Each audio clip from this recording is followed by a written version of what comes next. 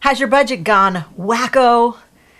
Do you need some help cutting that budget down to size and saving some money? We've got 10 steps for you right now.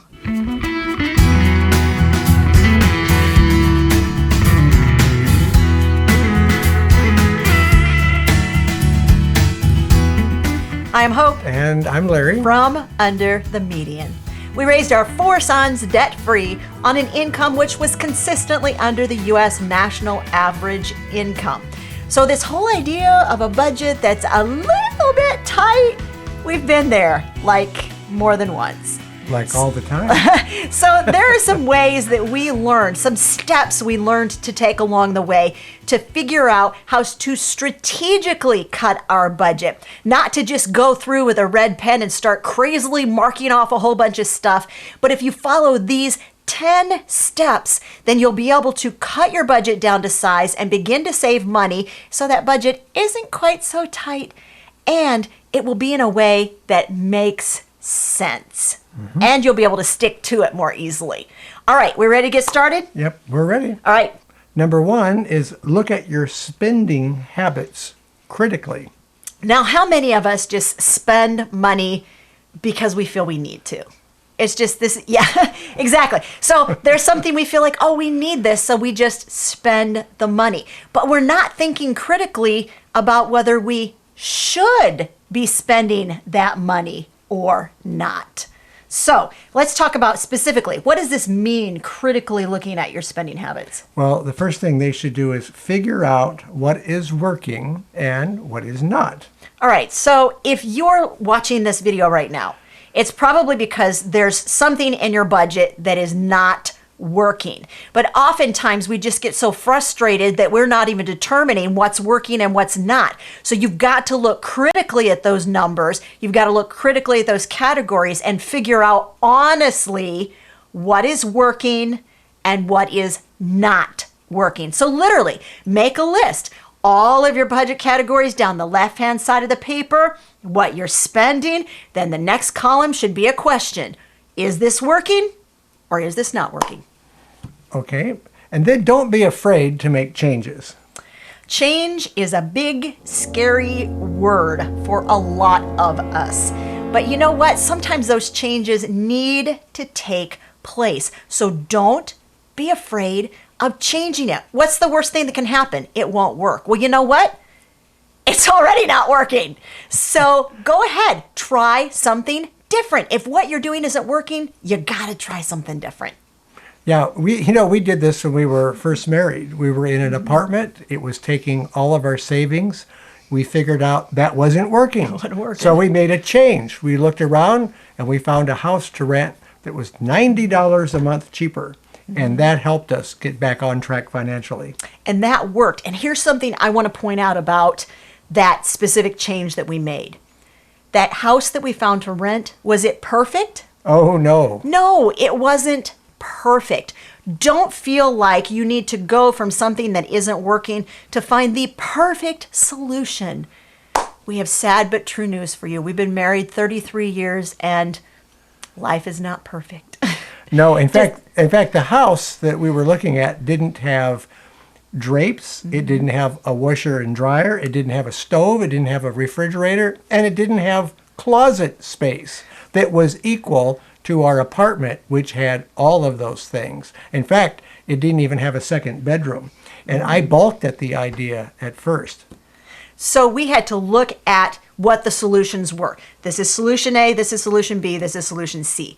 And then we had to rate those solutions based on how they were working for us and how they would work for us in the future, and say, you know what, it's not the perfect solution, but it is a solution that will work, and it is the best of what we have as options. But there was a step that we took before we got to that decision point. Mm-hmm. We had to be honest with ourselves. Mm-hmm. And Hope was doing the figuring on our budget, and she came to me and said, this isn't working.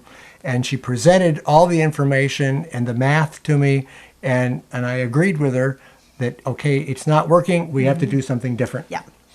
All right, so the next thing we want you to do under spending, looking at your spending habits critically, is we want you to make sure that all of your options are prioritized. So you know what I said about saying option A, option B, option C, put them all out there. List the pros and the cons of each possible measure that you're willing to take. And then you have to look at them side by side in order to fairly assess which is the best solution. And then you need to make sure that you have prioritized, this is our first option, this is the best one, this is the next in line, and this is the next line. Always have like plan B. And it doesn't have to be etched in stone. I mean, you can try out a couple of things, and if plan A doesn't work, go to plan B. There's always options. It's kind of a fluid thing. Yep. Another item that's related to that is put all of your options on the table. Mm-hmm. Consider every possible plan, and then you can select from that plan the best options, and that's how you get to prioritizing, which you just talked about. That's right.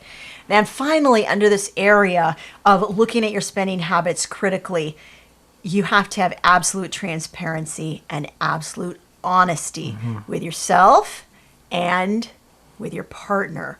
You have to absolutely be honest with them and say, this is where I'm at with this.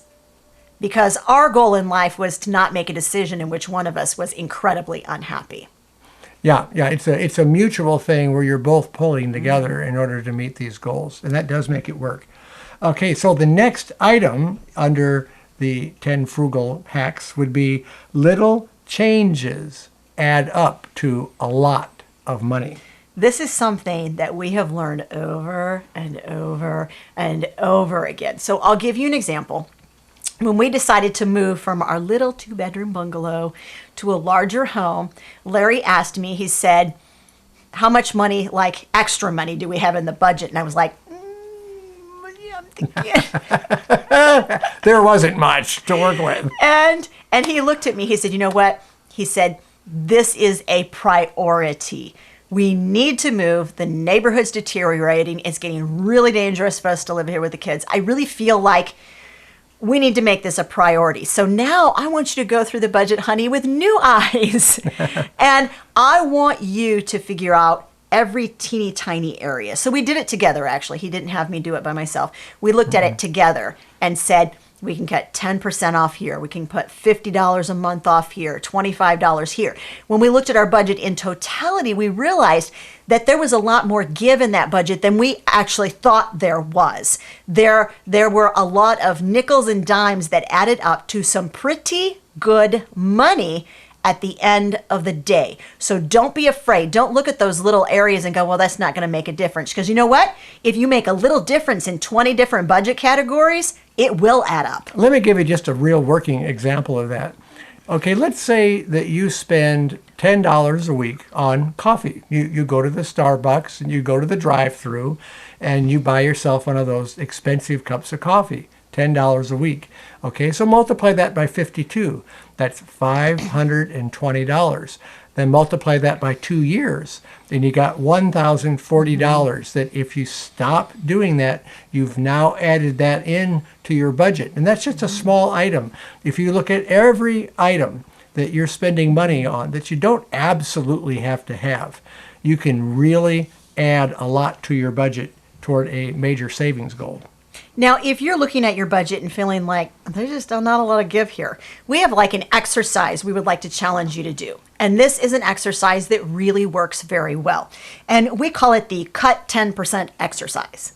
So let me give you an example. Let's say that you're a family of 4 and you are spending $1,500 a month on food, which is like a lot of money on food. I'm just saying. So, but you think, I don't know, I just feel like I got to spend that. That's what it costs to feed us. Do the 10% exercise. Don't look at your food budget of $1,500 a month and say, well, I'm just going to cut that down to $500 a month, because your family is going to freak out and mutiny within about 48 hours, okay? But if you say, you know what, can I cut 10%? Mm-hmm. Yeah, of course you can. That still leaves you with $1,350 a month for groceries for a family of 4. Can you cut that 10%? Yes, you can. When you see it in black and white, when you see it on paper in front of you, you realize that's not asking too much of yourself. 10% is doable. And right in line with that, you can go through your budget categories and take a little off of the dollar amounts of each category.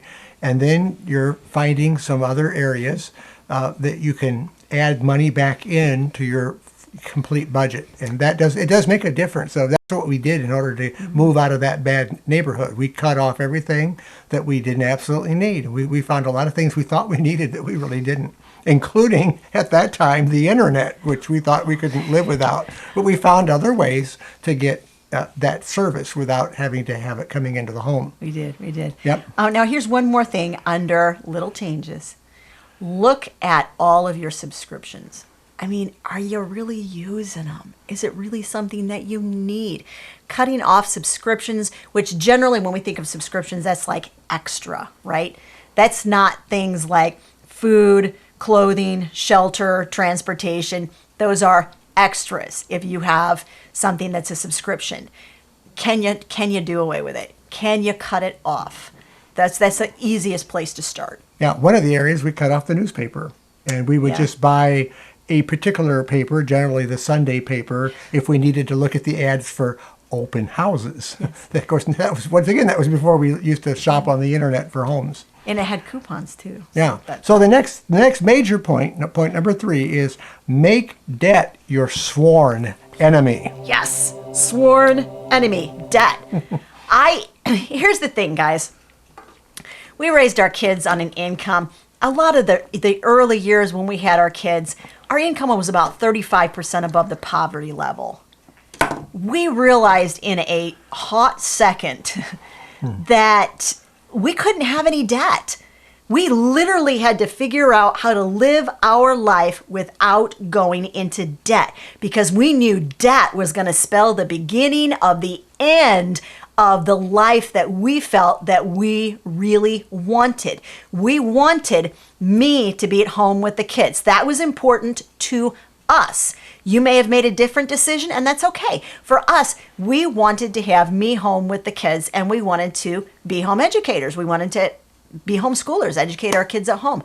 So that meant that we needed to figure out all the other areas of our life so that we could live within our means and avoid debt. Yeah, you'll find most counselors, most financial counselors will tell you that debt is not your friend, and debt really eats up money out of your budget. That just, there's just no place for it. It's wasted money. Let's talk about debt just for a sec. If you're in debt, all right, we're going to tell you the method that we really like, and we want you to tell us in the comments. So there are 2 methods of paying off debt. One is the debt avalanche, and one is the debt snowball. We like the snowball. Personally, we're snowball people. All right, the debt snowball is you list all of your debts from smallest to largest. You pay off the smallest one first, regardless of what the interest rate is of all the others. You pay off the smallest and you work your way to the biggest. We like it because it gives you like quick wins. And we've discovered from like working with people and helping people who want our help with learning to budget that those quick wins are super important, like mentally. If you have a couple of debts you're able to pay off right away, it's like it gets the snowball rolling. Did you see how I did that? That's good. Clever? Okay, so avalanche is where you list your debts from the highest interest rate to the lowest interest rate, and you always pay the highest interest rate off first. Now, so we want to know in the comments section, which are you a fan of? And we want to know if you've used one of those 2 methods, if it's worked for you, all right? So the most important thing is no matter which method you pick, that you stick with it and you get it to work, all right? Yeah. And we started with our cars. We paid our cars off first because we didn't have any credit card debt. We were paying that off monthly as the bill came in. So we would never have reached our great big goals if we had even 1 penny of debt. We wouldn't have done it. Yeah, we wouldn't have. Okay. All right, and if you want to know like a little bit more about how we saved to pay cash for our home, then we actually did a video on that quite a while back, and we're going to put a link to it up above, and we'll put a link in the description of the video too. Okay. Yeah. Okay, so the next thing that you need to do, this is point number 4, make a list of items that you need to get new estimates on. All right, now periodically you should be getting estimates on a certain number of things that occur regularly in your budget. All right, so insurance, life insurance, and car insurance. Oh, house that's insurance. huge. House insurance. Yeah. All of those things. We say yearly, but do you get estimates more than that? Because we actually have had some viewers who are like, they get it like almost quarterly or every 6 months. So we're really curious. We're actually very curious, like how often you get estimates on those things. But you should periodically be finding out if there's a way that you can spend some money on those or save some money. If you live in an area where there's more than one cable company that supplies your cable TV or your satellite internet or even your phone, get estimates from the other companies and see how they compare to that. And another thing too is a lot of times your electric bill, you can have other companies that vie for that money and that service. And you can get estimates from other companies too, and you might be able to lower that bill a little bit. Before you cancel, call your current company and see if they'll match the offer you just got, though. Yeah. Because a lot of times they will. Competition is a powerful thing. And you know, once again, too, you might check to see if the lower cost companies offer good service. You might check with other people who have them. Maybe they're not as good service. Yeah. And it is worth paying a little more money to get good, reliable service. So you don't want to sacrifice your reliability for cost. And we actually talked a little bit about that a couple of weeks ago in a video where we talked about 8 like little luxuries that we buy even on a really frugal budget. And one of the points we made was that, you know, quality sometimes is actually super important and it's worth it to pay for quality. So I'll put a link to that video in the description of this video so you can watch that. All right. Point number 5 is separate your wants from your needs. And that can be a difficult thing to do. Boy, is that hard to do, isn't it? Do you guys struggle with that? We've been budgeting for 32 years and we still struggle with, well, yeah, but I really want that. Now, are we in a better position now than we were 32 years ago to have some wants?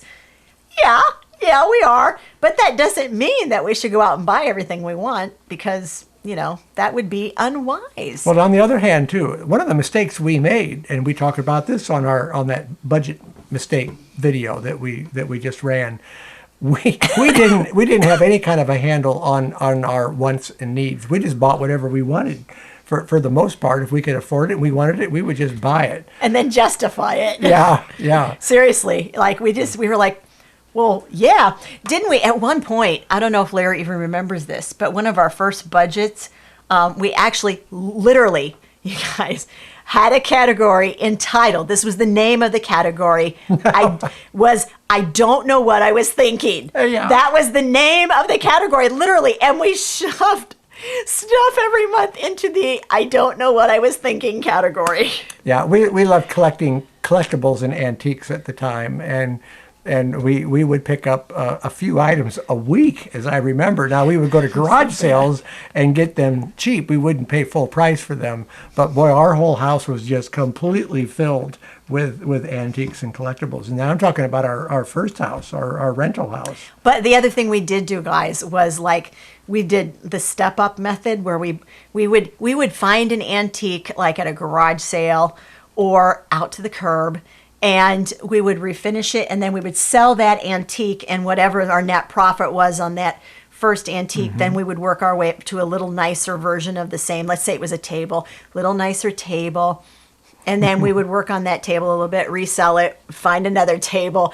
So we did do the step-up method quite a bit. Well, I remember buying a TV at a garage sale for $15. It was a Panasonic little 19-inch TV. Didn't have a very good picture on it. Well, I adjusted it and spent some time working on it. Didn't spend any money on it.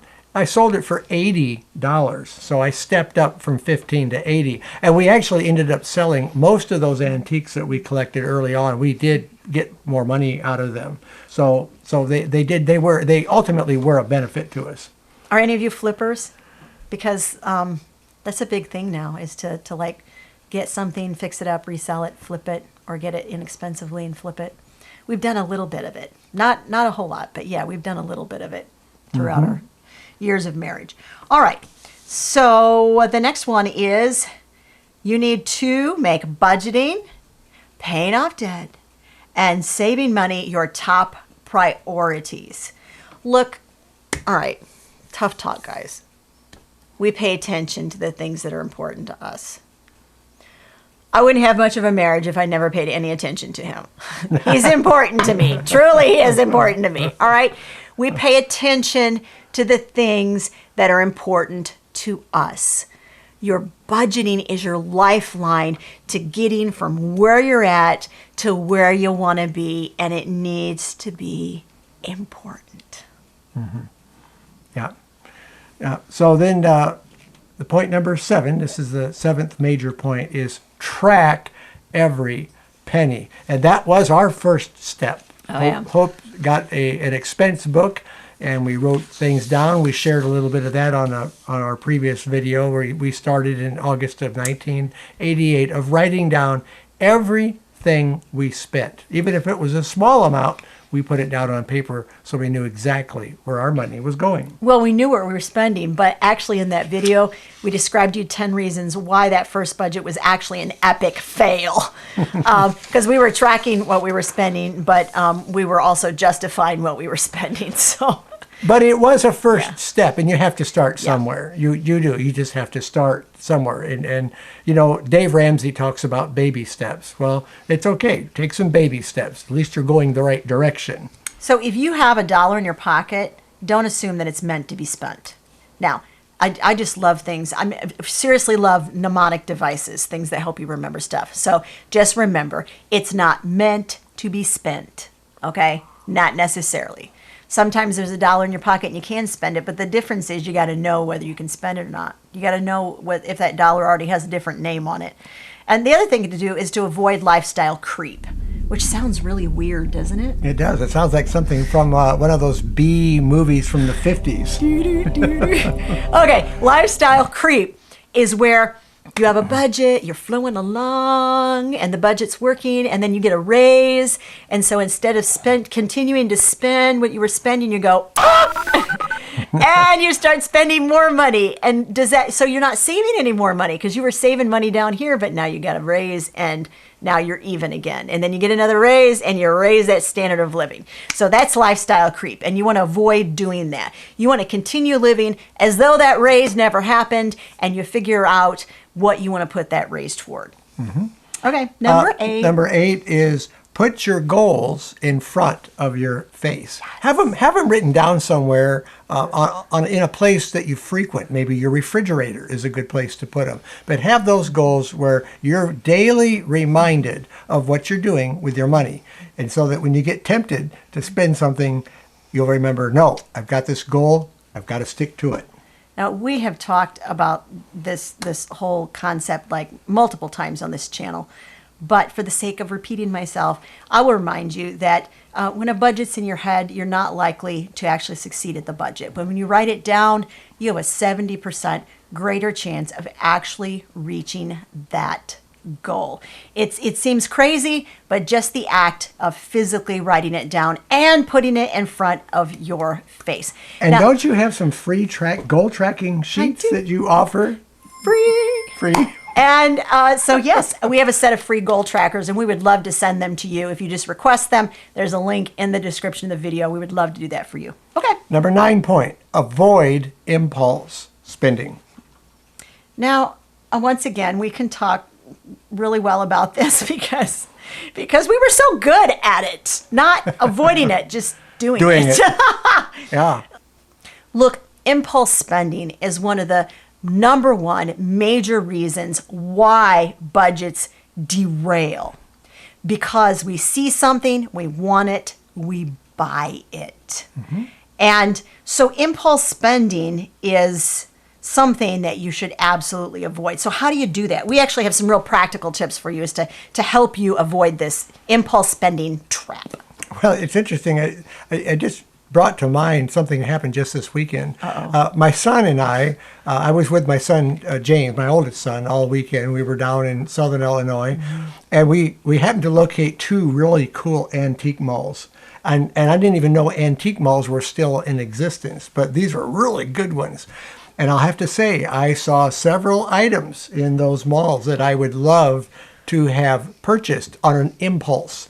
And, I had to stop and think, well, I have to tell my wife what I did with that money. I was going to say, he knew he had to bring him home, so that kind of stopped him right there.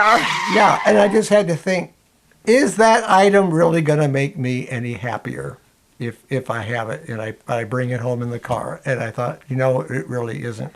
So we ended up not spending any money in the antique malls. Didn't spend a dime. But we had a lot of fun. So clearly, that's one of Larry's pits for impulse spending is antique malls. But I'm willing to bet that you can think of some areas you're like, oh yeah, if I just avoid this place, I'm going to also at the same time avoid impulse spending. So those places where you go, where you know that you're going to put yourself right in the middle of temptation. For some of it's when our besties invite us to one of those parties, right? Where they're going to show you jewelry, or they're going to show you Tupperware, or they're going to show you kitchenware. They're going to show you something. Or candles. Oh, yeah, candles. That they want you to buy. And some of us can say, look, I don't buy at those parties. I'm just going to come. I'm going to hang out because I want to get out of the house. And I'm going to enjoy whatever beverage and whatever goodies you are making for your guests. Some of them have some really good refreshments. Exactly. Yeah, so you're just going for the refreshments. And if you know you can do that, then go. But if you know you're going to be guilted into buying something at one of those parties, just say no. But there are always places. There are places where you know that you are just going to be tempted by this, and minimize it or cut it out. And in those cases, don't feel bad about telling your friends, no, thank you. And you know what? Sometimes we don't even have to leave our house to be tempted. No, the internet has made it possible for us to be tempted by unnecessary purchases in the comfort of our own homes, or just carrying our cell phone around. Ding! Oh, look, Wayfair has a great sale on couches, and I've been wanting a new couch. Unsubscribe. And it's really Not amazing. from here. Unsubscribe from Wayfair. Places that are tempting you to spend money. It's amazing on Amazon. You can press 2 buttons, and the item then appears in your mailbox 3 or 4 days later. Yes. It's magic. Absolutely magic. It's something else. All right. It is easier to spend money now than it ever has been. So sometimes you have to cut off those sources. If you're going to be tempted by those things, stay off of them unless you're looking for a specific item that's on your list that you've set as a goal. And you have the money waiting to spend. Yeah. That's the thing, because we want a new couch, y'all. I'm just telling you, okay? Do you want a new couch too? We need a new couch. Because I do. Wait, how I old? wasn't even real sure where it was on his priority list. It's pretty high on mine, I gotta be honest. Well, how old is that couch? Oh, I don't the one know. upstairs 20, in the living room? 20... We bought it brand new. 21 years old, maybe? It's at least. It's sagging. One of the cushions is ripped, and we have to keep it flipped over because it's a sofa sleeper, and part of the mechanism ripped up through. And it doesn't look horrible. It's just kind of warpy and faded. Warpy. And it sounds pathetic. It doesn't look that bad. Okay, I will insert a photo of it. Make your own discretional opinion on it. Okay, so actually, replacing the sofa, pretty high on my list. But how much money do we have saved toward the sofa? Zip, zero. Zip. So, honestly, I got to be honest. So I got this Wayfair thing in the email the other day. They're having a sale on sofas. Are they really? Well, but it doesn't matter. I found myself literally, guys, look, I've been budgeting for 32 years, and I'm finding myself going, ooh, look at that sofa, look at that sofa, look at that sofa. It was just too easy. It was too easy, and I finally thought, this is dumb. I don't have the money to replace the sofa. So it's an exercise in futility to even be looking through this sale flyer. But we do it. We all do it. And you know what? Frankly, it is still working, so we don't have to replace it right away. And, it's not a real big deal. So we'll wait until we can do it. In relation to getting together with friends, because we did mention that under this section, right, where we talked about avoid impulse spending. Yeah. If your friend invites you to a jewelry party or something, or a Tupperware party, or whatever the party is, it's okay to say, you know what, I'm not going to be able to come, but I would love to get together with you guys. It's been forever. We haven't seen one another. So let's get together, my backyard, Friday night, we'll fire up the fire pit and we'll have stuff for s'mores, and you guys bring whatever you want, and we'll spend some time together. It's okay to say no to your friends, but I'd love alternative plans to see you. Let them know they're important to you. But make alternative plans that aren't going to cause you to spend money you don't have to spend. Yeah. And then point number 10 is count your blessings. Maybe make a list of the things that you have. And I think we all have some very nice things in our home or things that we enjoy. Make a note of those things and maybe start paying attention to those. If you have something you haven't used for a while, get it out and enjoy it. Maybe a game or something you own. Sometimes we're always gravitating to new things and we neglect the things that we already have. That's right. So be grateful and thankful for what you already have. Hey, if you need some help in this area, if you would like to have a set of goal trackers, we have them for you absolutely free, because we would love to help you get on the road to saving money and spending less. So there is a link to ask to receive that in the description of this video. Make sure you give this a like and a thumbs up. And let us know in the comments section how some of these tips that we've described, do you do these? And if you do, how are they working out for you? We would love to hear back from you. My favorite car has always been the Ford Model A. This is a model that I built in 1979 and a drawing that I did in 1976 of a Model A Ford.